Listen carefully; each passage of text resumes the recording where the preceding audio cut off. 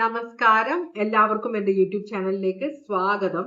നമ്മൾ എല്ലാവരും ആഗ്രഹിക്കുന്നുണ്ടാവും നമ്മൾ സ്നേഹിക്കുന്ന ആള്, നമ്മളുടെ ജീവിതത്തിലുള്ള ആളുടെ ജീവിതത്തിൽ ഏറ്റവും ഇമ്പോർട്ടന്റ് ആയ ആള് നമ്മളായിരിക്കണമെന്ന്, അല്ലേ? എല്ലാവരും ആഗ്രഹിക്കുന്നവരെ ഇല്ലെന്ന് പറഞ്ഞാലും എല്ലാവരും അതാണ് ആഗ്രഹിക്കുന്നത്. നമുക്കൊന്ന് ചോദിച്ചു നോക്കാം. ഇതെനിക്കൊരു റിക്വസ്റ്റ് വന്നതാണ്.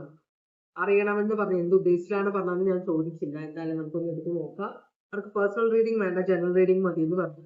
എത്രത്തോളം അവർക്ക് റെസനേറ്റ് ചെയ്യുമെന്ന് എനിക്ക് അറിയില്ല. എന്നാലും നമുക്ക് ചോദിച്ചു നോക്കാം.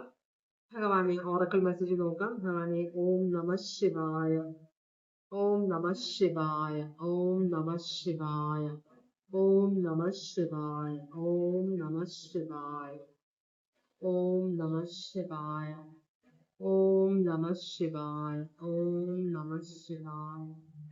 ഭഗവാനെ, ഓം നമ ശിവായ, ഓം നമ ശിവായ, ഓം നമ ശിവായ, ഓം നമ ശിവായ.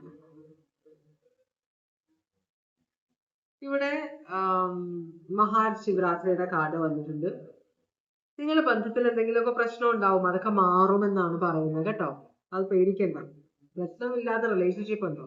റിലേഷൻഷിപ്പിൽ പ്രശ്നമില്ലെങ്കിൽ എന്തിനു കൊള്ളാം, അല്ലേ? ചെറിയൊരു അടിയും വഴക്കൊക്കെ ഉണ്ടെങ്കിലല്ലേ ഒരു രസമുള്ളൂ. കുറച്ചൊക്കെ ചെറിയൊരു പ്രശ്നം, പരിഭവം അങ്ങനെയൊക്കെ വരുമ്പോ പിന്നെ അത് സോൾവ് ചെയ്യുമ്പോൾ അല്ല, ബന്ധം കൂടുതൽ സ്ട്രോങ് ആകും.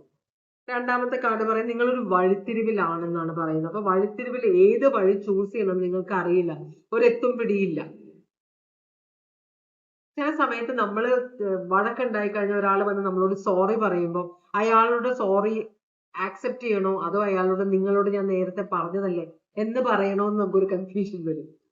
അപ്പോ അങ്ങനെയുള്ള ചെറിയ ചെറിയ ക്രോസ് റോഡ്സ് ഒക്കെ ഉണ്ട്, വഴിത്തിരിവ്. മനസ്സിലായോ? അപ്പൊ സൂക്ഷിച്ച് സംസാരിക്കുക. എപ്പോഴും നമുക്ക് ജയിക്കണ്ട. അപ്പൊ എന്താണ് നല്ല സൊല്യൂഷൻ, അതാണ് നമ്മൾ നോക്കേണ്ടത്.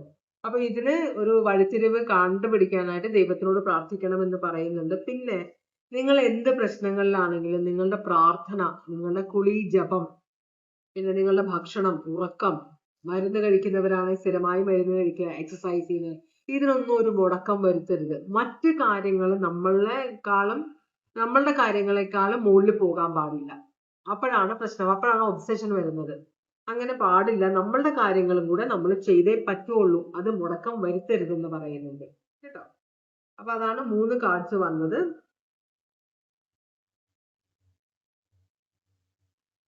ചില സമയത്ത് നമ്മൾ ഒരാൾക്ക് വേണ്ടി കാത്തിരുന്നു, അയാൾ ഭക്ഷണം കഴിച്ചോന്ന് അറിയില്ല. അപ്പൊ അയാൾ വന്നിട്ട് ഭക്ഷണം കഴിക്കാന്ന് പറയും. ഒരു 12 മണിയായി, 1 മണി രാത്രി